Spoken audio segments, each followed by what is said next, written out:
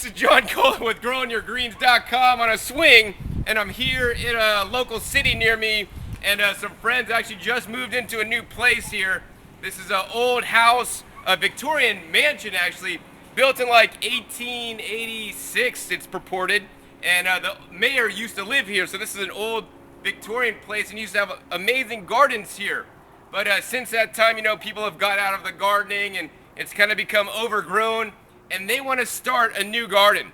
So what I'm here today to do is to walk around and check out the resources that are available on the site so that they can start a garden at low cost. So that may be some of actually your guys' goals, to grow at low cost. So we're gonna check out the resources and see what can be used, and then go in the back and then actually share my ideas about how they could grow the most food possible in the least amount of space. So anyways, I gotta get off this swing here that's getting kind of wonky. Whee! Now we're gonna head in the backyard and see what kind of resources are here on site that can possibly be used to help them grow food with minimal investment. Now we're standing in the driveway on our way back to the backyard, and you may have a lot of resources on site that you don't necessarily pay attention to because they've been there for a long time. So even just walking to the backyard, just beside me here, we can look down, and I mean, right below me, I'm standing on an amazing resource. And then the resources that I'm standing on are leaves. Leaves are excellent for building soil and for composting. So all the leaves on these probably 100-year-old trees can be used for the compost pile. So the problem that I have at home is that I have a lot more food scraps which are high in nitrogen versus the carbon. And looks like the problem they have here is they have a lot more carbon than nitrogen. Anyways, let's continue back and see what other resources we could find. We are now in the backyard, and you can see there's a nice little open area here. There's a fence, and then actually a creek down below, which we're actually going to check out because maybe there'll be some good resources down there.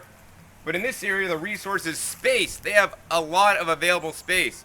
The negative thing about this space is actually I'm standing below like a big, huge oak tree, which is providing some shade, which can also be a valuable resource as well.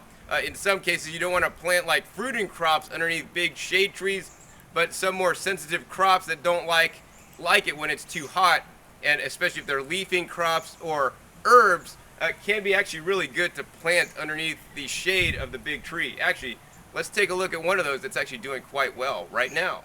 Like totally underneath the tree, you can see it's actually huge, big, huge canopy. But even though there's a huge canopy on the tree, you know, some diffused sunlight gets below it. So while I wouldn't probably plant plants that need full sun, it may be good to plant some other things because the tree is providing some level of protection from either the sun or maybe even keeping it warmer in the winter time. And right below here, we have an amazing growth of aloe vera. So the aloe vera is yet another resource on site, and I definitely wouldn't try to move the aloe. You know, aloe is very medicinal and can be used for things like sunburns, and even it's edible. On this variety, though, I'd probably cut off the outside and just use the inside or the little gel to eat. I believe it to be very healing for the digestive system. Anyways, let's move on and see what else we could find here. So I'm sitting next to a really cool fire pit they have here in the backyard to warm up on a nice, cool winter's night. And once again, your fire pit is also another great resource to have. I mean, once again, you're burning the wood and you're going to have the ashes. So once again, ashes, and make sure they're not still lit, and live ashes, make sure they're, you know, totally out before adding them also to your compost pile. When doing the consult, I'm also looking at pre-existing fruiting crops or food crops that are edible. In this case, it looks like we have a pretty old fig tree here. So, you know, definitely I would highly recommend not to basically mess with any trees that are highly useful, such as fruit trees, and, you know, plan the garden around the existing fruit trees. In addition, actually, there's a nice huge orange tree, which we're going to actually look at next. Probably the most amazing resource on site is this Valencia orange tree. It's actually huge. It's probably been here actually a long time, and it's just loaded up with fruits. One of the things that you may also want to pay attention to is like some of the diseases going on. So like, it looks like to me there's some city mold on here.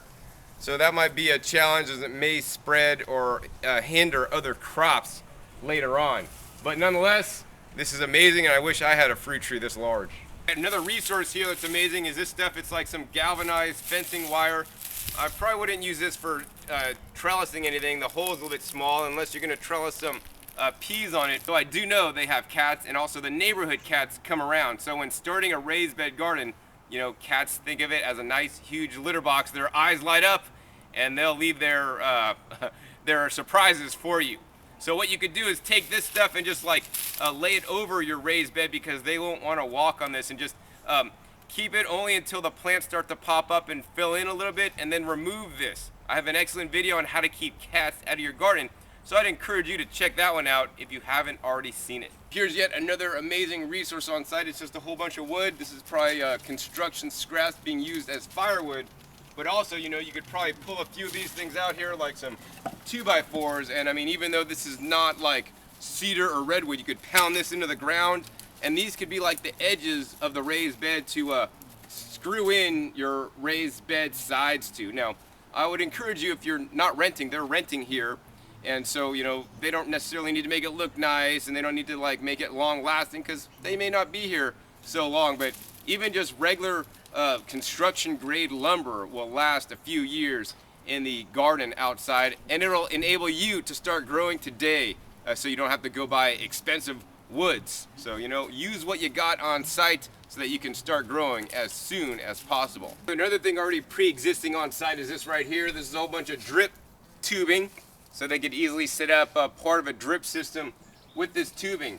Now, because there are, you know, basically a bunch of people living here, I would highly encourage them, and also encourage you guys, to put everything on a water timer, because maybe somebody's traveling, somebody forgets the water, and your whole garden is kaput.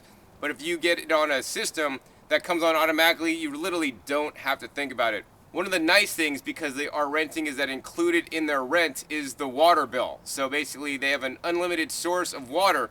But that being said, even if you have an unlimited source of water, we always want to strive to conserve our resources, including the water, whenever possible. So instead of using overhead watering, which may be good to do because it's actually a lot less expensive initial investment wise, it'll use more water in the long run.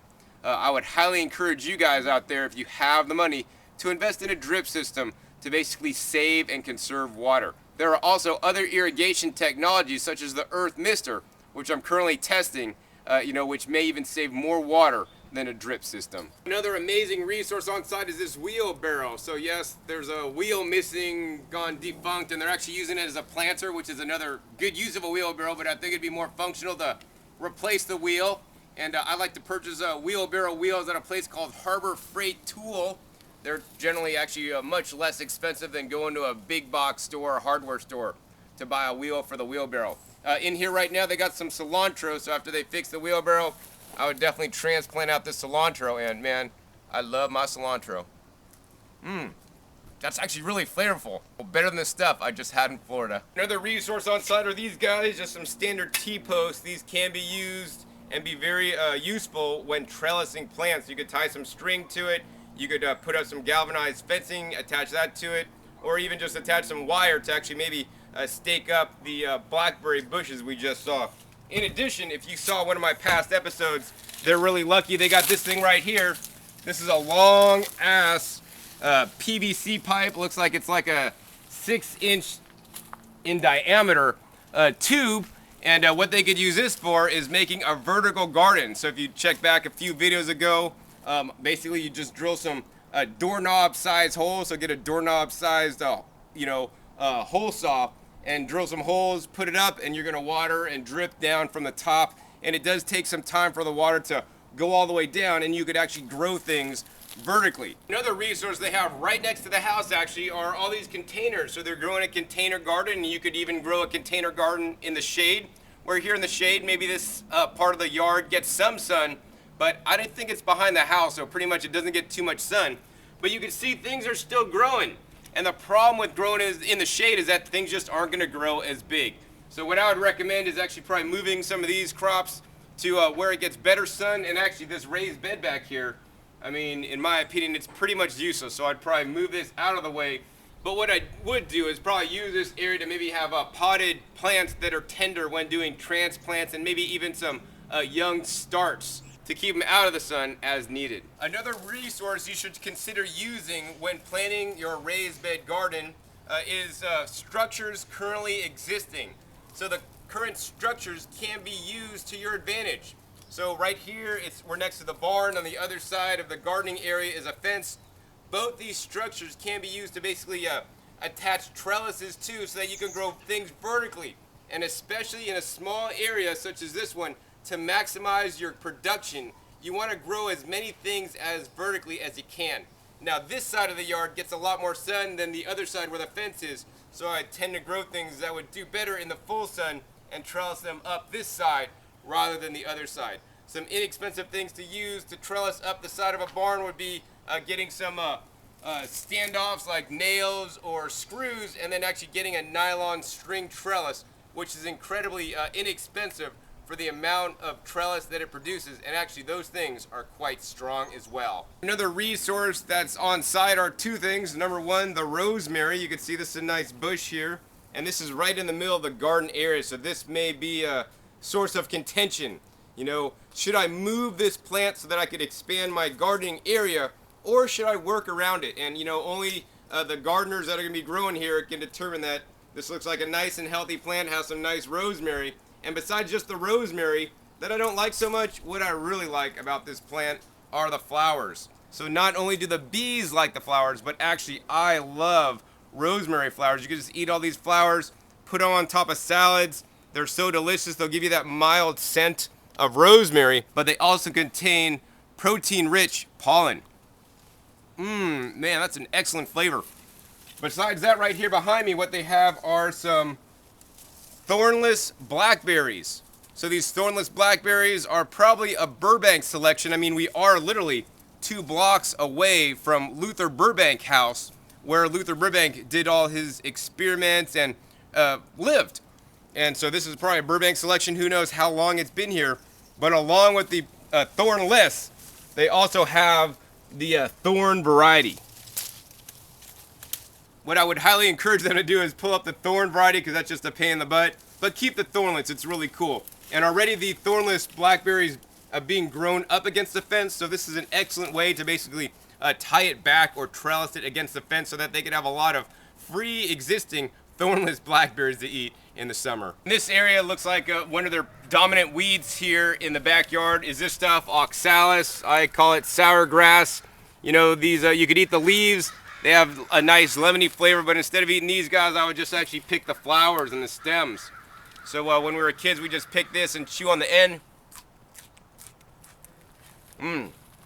Tastes nice and sour. And the joke when we were kids is like, we feed it to a kid and then we say, oh, cat peed on it, that's why it tastes sour. Then you go, ugh! So in addition, like many of the other things that are edible, I like to eat the flowers, because once again, the flowers contain the pollen and the rich pigments that are antioxidants, which are really health building for us. And the flowers are just mildly sour, so it'd be an excellent addition to put on top of your salad to make it look nice and also be more nutrient dense. Another thing that may hinder your garden is pre-existing fruit trees. So I don't ever recommend actually digging up or cutting down a pre-existing fruit tree, because they will produce a lot of fruits. And you know, I would, instead of cutting it down, I would work with the fruit tree. So what I might do if this was my place, I would definitely prune this back a lot and encourage it to more upright growth than lateral growth, so it won't shade out the garden as much. That being said, the shade that it does produce can be used to your advantage to plant things like maybe lettuce in the summertime when it gets too hot in the direct sun. So use trees, especially fruit trees, to your advantage, you know, besides cutting them out. Now, if it's a non-fruiting tree, I'd probably be more likely to cut it out. In my front yard garden, there was a pre-existing fig tree that I had to grow around, and I had a really unique and good system to do with it. What I did was, in the wintertime it goes dormant, such as this tree, and I planted miner's lettuce underneath, and in the summertime, the miner's lettuce goes dormant and it produces the figs. Another resource they have on site is a rose bush, and actually they have many. You know, as you know, in the Victorian age, they like roses. They're definitely pretty, they look amazing, but also you may not know is that roses are edible. You know, you can eat the flowers, which don't have too much of a taste. The rose hips actually very high in vitamin C and bioflavonoids, and even the rose leaves we can eat, although they can be considered a famine food, and I wouldn't make a whole salad out of them. I might add a few to a salad, or when you're cooking up some other kind of foods. But the big problem here is that some of these rose bushes are right in the middle of where the proposed raised bed garden is going to go. So, you know, while I do like, and I may not move that rosemary bush, you know, I probably would encourage them to move the roses. Now, when moving roses or moving any plant, you know, I would encourage digging out the largest root ball as possible. So in general, my rule of thumb is as far as the branches extend is about as far as I dig the hole, and it's going to be a really large hole, and you probably get a pry bar to like pry it up, and you want to go fairly deep. The more the roots you can actually dig out, and the least amount of roots you could damage, the higher the probability and chance of damaging the plant. Another thing is that this is probably a really excellent time to be moving some of these plants because it has kind of gone dormant for the winter. In this area, they have another resource, which is mint. So that can be either a resource or a nuisance, depending on who you talk to. Mint can be used for teas, for sun teas, for making like mint water used in culinary creations, all kinds of cool stuff, or even just hung in your bathroom to make it smell nice.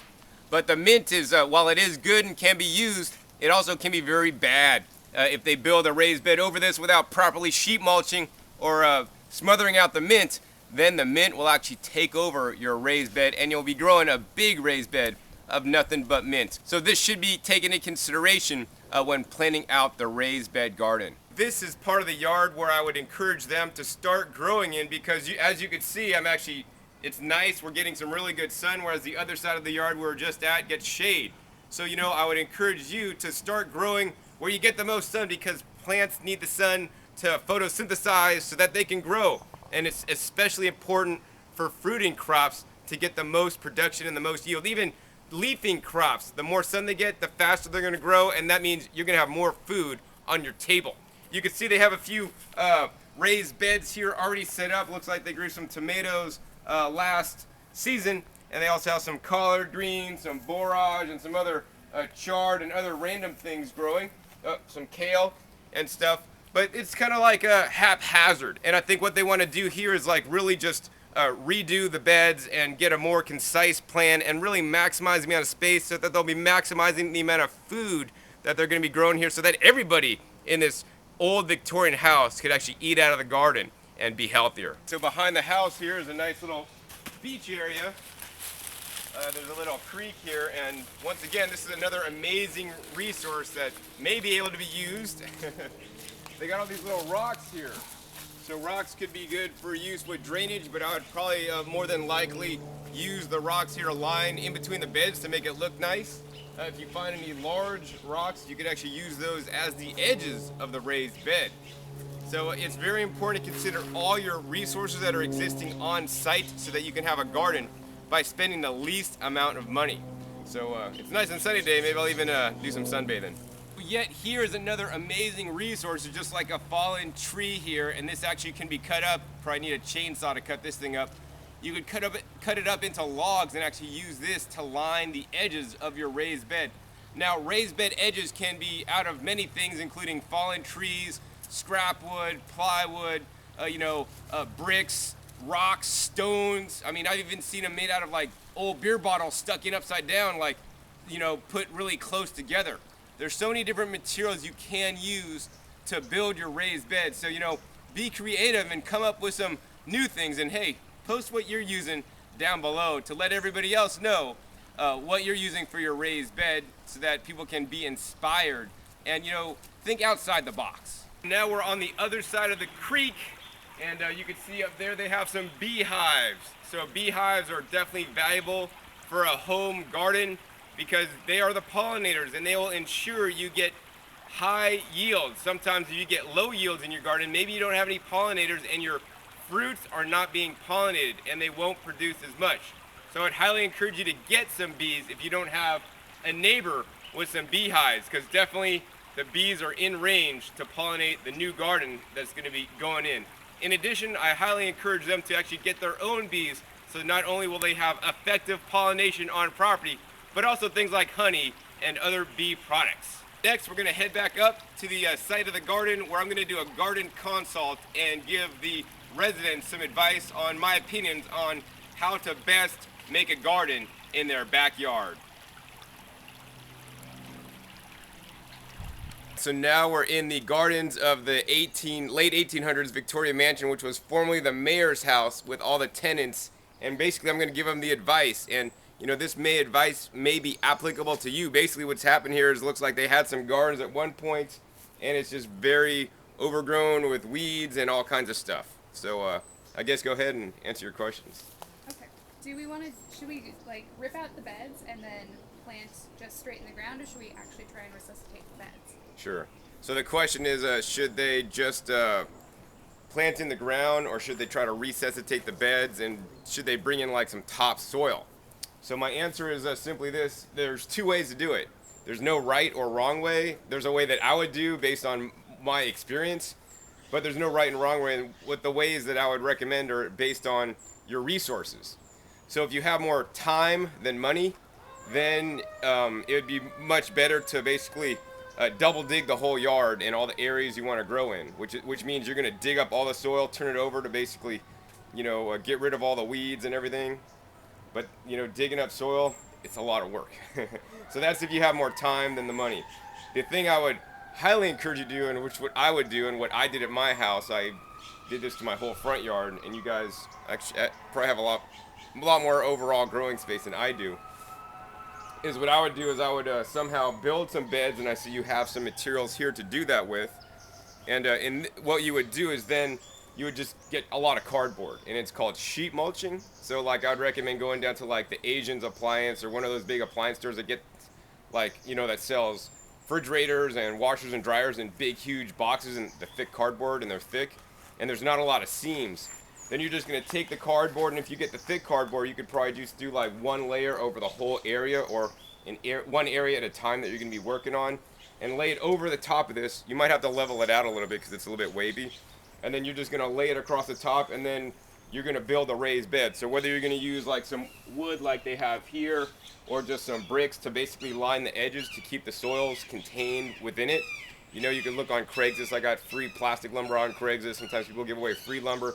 Sometimes people are giving away bricks, and then you just stack all the bricks just side by side, just kind of like that, so that it holds the soil in there.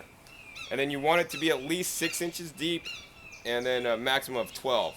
So the less tall it is, the cheaper it's going to be to fill, because what you're going to do is you're going to bring in fertile soil to grow in.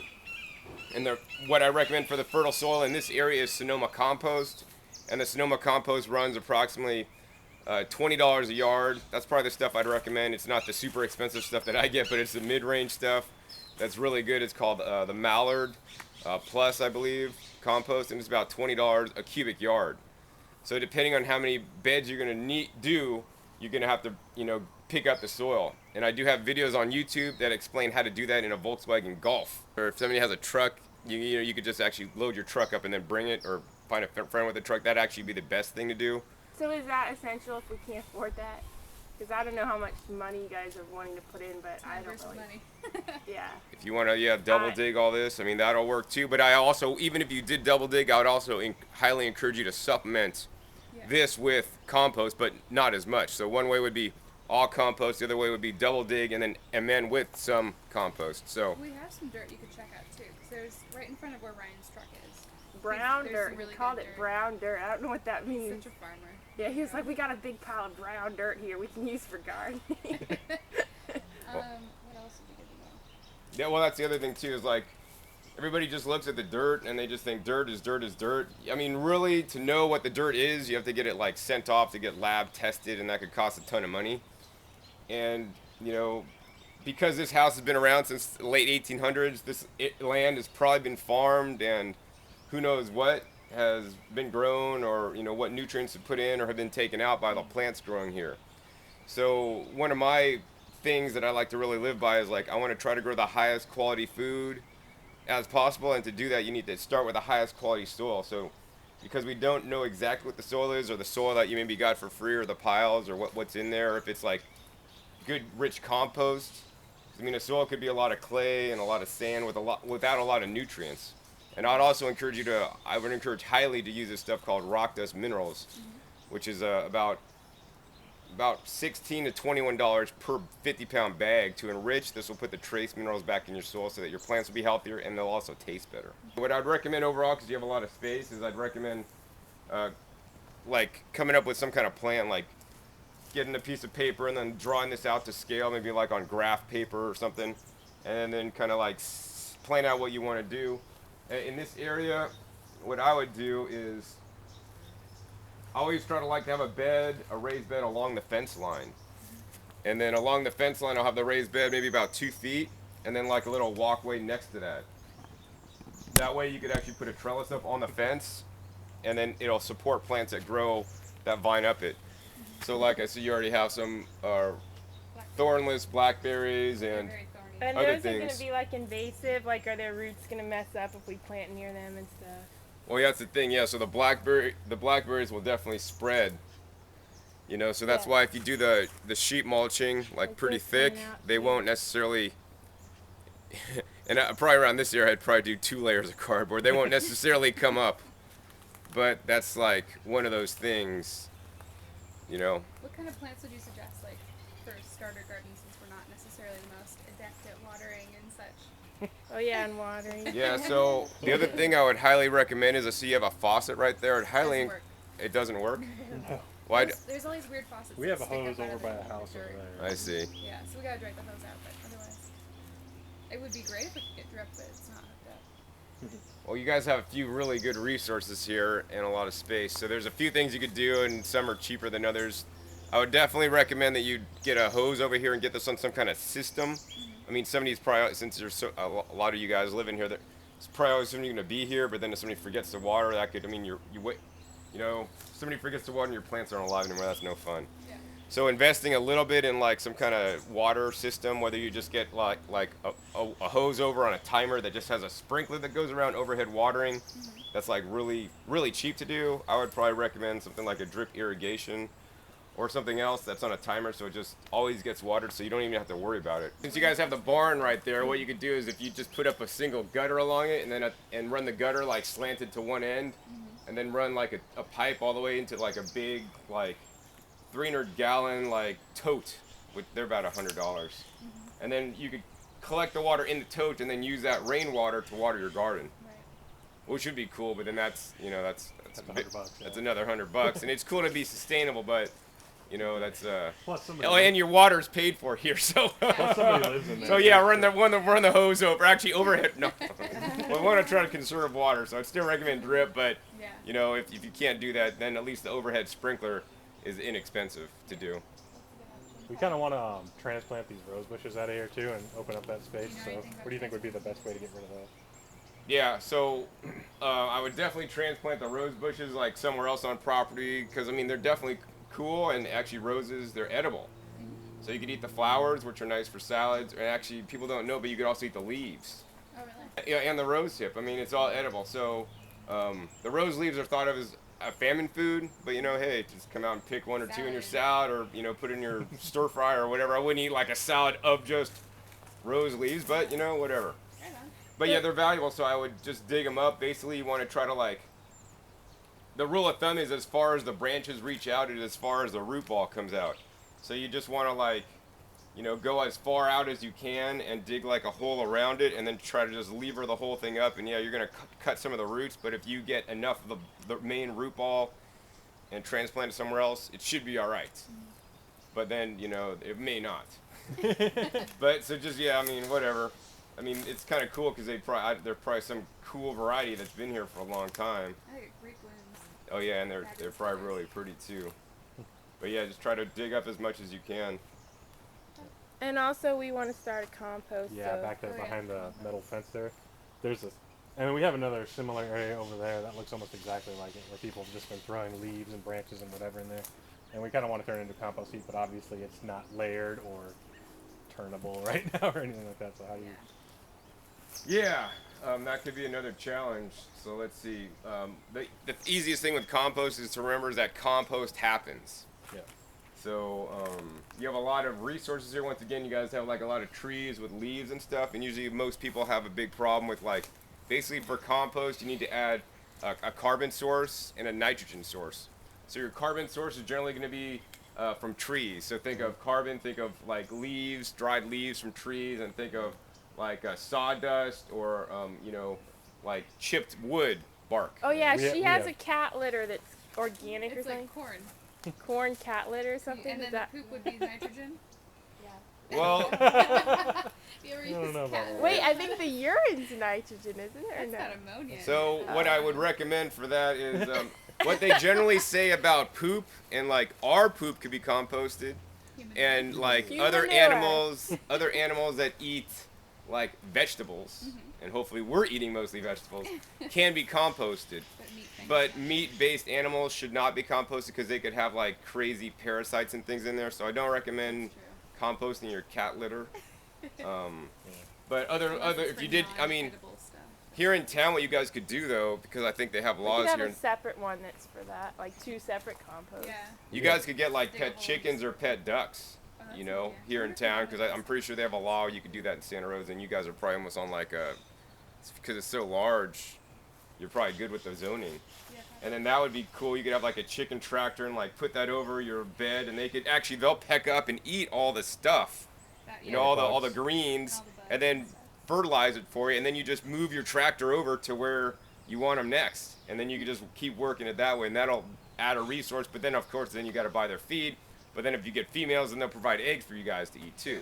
Well, and chickens eat just about anything. My friend out in Yeah, and you could feed them all your scraps and compost. Oh, and juice pulp. They love the juice to eat pulp. that. But anyways, but that's a whole nother topic. But back to the compost pile. What you need to do, it looks like you have a lot of green mass. A lot of carbon.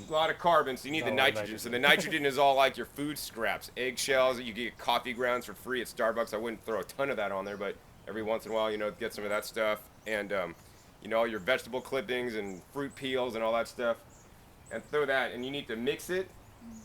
And there's all these crazy formulas to remember to do it, but I try to keep it simple. And the simplest thing to do is like, for every 1 pound of carbon, you add 1 pound of nitrogen. So if you're adding 50-50. like 1 pound of leaves, you're gonna add like, you know, 1 pound of vegetable scraps. Better start drinking coffee. Sold. I'm good. And then the other think thing you want to Ryan do does. is it does need to stay a little bit moist. Okay. Okay. And then what you also want to do is throw in some like, once you get some good compost, you want to throw in some of that compost that's already composted because it has some beneficial microbes that'll kind of like, that are activated, that are working, that'll like then kind of start working on that pile. Should we throw worms in too? Should we do worm composting? Sure, so these are two different things. You Right. could have one regular composting pile, and then you should maybe also have a worm bin or a worm pile. Okay. You could have a worm bin or a worm box. People generally build it in a Like box. the one at Burbank. Yeah. They have a worm composting box down there. Right, yeah, it's very simple, just a box with 4 sides, or you could buy these elaborate, you know, $100 worm bin contraptions, or you could actually even get some just Rubbermaid totes from Walmart for $8 and pop some holes in it and call it a worm bin. Yeah. There's pros and cons to each one of those, and I have some videos on that already. But in your situation, because you guys have so much land, what I would probably do is, you know, some local places will give away free manures. And I would try to get at least composted manures from a good organic source where they're not feeding their animals, you know, I don't know, toxic things like antibiotics and GMOs and stuff. And then if you get a pile of compost or composted manures, then add a bunch of worms to that pile, they'll go to town, they'll turn that compost manure into worm castings, which is something else I'd also recommend using, which you could buy or you could make here. But these are all like kind of extra credit points, because I mean, you guys could get overwhelmed with, oh, there's so much to do, I'm not going to do anything. So the easiest thing is just, I guess I'd recommend making a plan, figuring out where the beds you want to be. I'd make the beds like, you know, you could like just make rows, and I've tried to grow in rows before, but it's not very effective. Okay. And to keep it neat and orderly, I would just build raised beds that are 4 feet wide and as long as you want, you know, with walkways in between. I would have the walkways a minimum of, I don't know, for you guys, since you guys have a bunch of space, I do 18 to 24 inches on the walkways. A main walkway that you need to get like a wheelbarrow up and down, I do like 32 inches. And just try to build as many raised beds as you can. And then, you know, I guess the main challenge for you is getting the funds to get the compost, and then finding on Craigslist or something for the edges to keep them, I mean, contained. You could even use rocks. I don't know if you could go down the creek and Yeah. bring up rocks and just make a raised bed out of rocks you find in the creek. I mean, that'd be really cool. Or just old scrap wood laying around the Yeah. property. There's all sorts of plywood out in the Yeah, I mean, you could make raised beds out of plywood. It works. I mean, it's not going to be super long lasting, but at least you'll be growing something, and it's better than not growing. Right. The other thing to remember is that you don't even really need to build sides on your raised bed. You can just mound up the soil and plant in it. The problem is with the rains and everything, it'll kind of wash down, and you'll have to keep pushing it back up. The raised beds keep it nice in uniform, and you're going to just cardboard everything. So you're going to build the raised beds, fill the raised beds with the compost, and then on the outside you could get something like, wood chippings. Sometimes like arborists give the wood chips away for free. They'll be happy to like dump a load there for you, because otherwise I have to pay to get it dumped. And then you could spread that out, so that would be a free source. Or if you want to pay a little more money, you could get like pebbles or stones or rocks. They're going to cost a bunch of more money. Or bring up loads from the creek. Actually, that's cool. Do you think we should get rid of this and like, because it's a little fat? I mean, You we said you can- wanted to go like 4 feet by. Yeah, what I would do is I'd try to like just forget about the things here, because then you're gonna have to work with whatever they had in mind, and I would just like end up. I'd probably start on this end and just first make the master plan and figure out a bed along the thing to grow up the sides. There's so many things you could grow in the summertime. Like you could trellis right now. You could trellis up like sugar snap peas and snow peas. In the summer you much could sun like are those? beans and what? What about sun for those guys? Because this is like for peas. Yeah, for peas. Do we want them kind of with the shade of the fence? Yeah, there's always like optimal and non-optimal.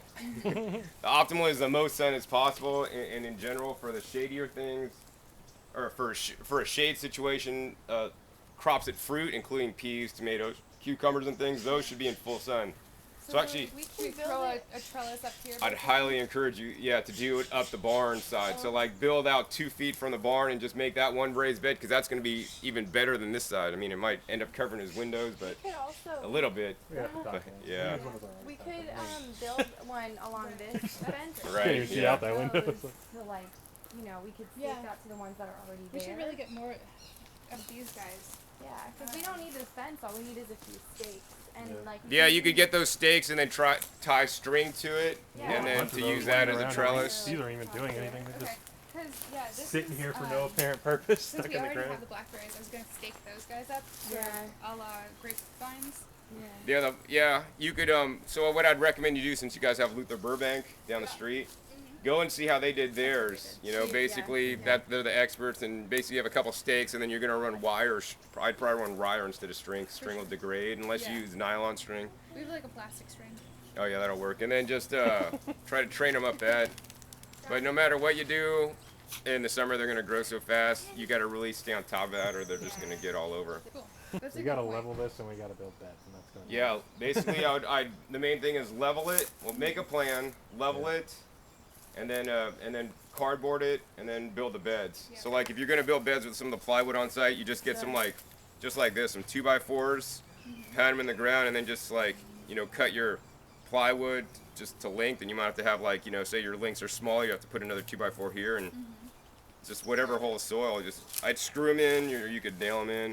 Yeah. Fortunately, my dad's a carpenter, so I'm sure I can. I can Yeah. get scrap wood. Yeah, there's a lot of, More than I'll ever need. There's plyboard all over the yard too. so Yeah. you can grab But I it. can get decent stuff, you know what I mean? Like I can get good wood Fancy. that they use to build exhibitions with, or expo shows. So they throw away, like cedar and ash and Yeah, the best wood. mahogany and crap. They The just best wood to throw it use for out. your garden would be like cedar or redwood. Yeah. Yeah. Okay. Because it'll deter all the bugs. It'll deter the bugs and it won't rot as fast. Yeah. The other ones like these, like plywood, will just get rotted. I mean, it'll last a little while. I don't know how long you guys intend to be here, but it'll last a little while. But yeah. I like the idea of the wood chippings. Yeah. Well, like we've got So if you're gonna build it, you should build it. eucalyptus. And Build Yeah. it so it's gonna last. Like, Right. Yeah, I More agree. It's only And then so if you only want $2 more to, anyway. to go to the next level, you could use like 4x4 posts instead of 2x4s, and then use like a redwood. Yeah. So I have videos on YouTube showing like how I built mine. Some of mine are 30 inches tall, and some of mine are 12. And then I have some of mine I have a community garden plot, so those are only 6 because I didn't want to invest all the money to build it a lot higher. So when you build like a 30-inch one, you don't have 30 inches of soil in there, right? Like how I much do. soil? You do? I do. That's a lot of dirt. So for you guys, yeah. I mean, I spent about $1,000 on dirt our first load. I had a big truck come in. It's all compost. Yeah, 100% compost. impressive. compost. That was including the delivery But charge. the stuff grows really good. Well, I'm sure it better for $1,000 of dirt. But that's not really, you don't really need 30 inches. I did that because the way my property sloped, it kind of sloped down to the front. And so I wanted all the beds, if you look at them, all level all the way back. So it looks nice. I mean, Oh, it's this is my house and I'm not building something hokey. I mean, if I was just renting at a place, I just build something so that it hold the dirt and I could grow the stuff. You know, I wouldn't be so concerned that it Yeah. looked really nice, you know. Well, yeah, I'd probably once again start on this end because it's getting there, and then start building your beds, and then just work that way. And as you have time, you know, keep developing it down the line. Maybe even doing that like against the barn, like a 2-foot bed along the barn first. I hope you enjoyed hearing my answers to their questions. Hopefully you were able to hear all them. Basically what it is, it's a group of people living in this Victorian house that's been divided into different, basically, apartments. And so they're all gonna come collectively together to grow food. So I think that's a great idea. And here is my homework for them. It's gonna be very simple. Number one, planning is the key to a successful garden. Don't just start haphazardly planting stuff here and there. Have a plan and implement the plan so that you can be successful. So step number one, get some graph paper and a tape measure and measure out the area of the yard. Measure where the fence is, where the barn is, and the area that you have available. And my standard recommendations are raised beds, unless they're against the fence line. They should be 4 feet wide. If they're against the fence line, maybe about 2 feet wide. Pathways are a little bit variable. I would recommend minimum of 18 inches on up to 24 inches if you need a little bit more space. If you want to run a wheelbarrow through it and it's a major walkway or aisleway, maybe up to 30 to 32 inches for those spaces. Now, the bed should be 4 feet wide, but it could be as long as you desire, as long as it will fit in your space. The other thing that's also very important that you may want to consider in advance is the watering system, or how you're going to get your plants watered. I don't think they're going to basically dig up the yard and trench in piping and whatnot. They may just do overhead sprinklers, because it's going to be a lot less expensive, you know, as the initial outset of cash to spend, because they don't really want to put a ton of money into the property because they are renting, but they do want to be able to grow some food. So number one is a plan. Once they have the site map or the place planned out, then what I would do on that site map is I would cut out like little cut out when you're a kid or you're a girl and you're a kid, you'd have like little cut out dresses to put on paper figures, so to go over. So what you're going to do is make little boxes for the sizes of your raised beds and put them into your little area and shift them different ways to kind of see, you know, how everything's all going to work. Then finally glue or tape those down when you get a plan that's going to work for you. And then I guess the next step is start to implement the plan. The first thing I recommend to them that I think they're going to do is actually sheet mulch.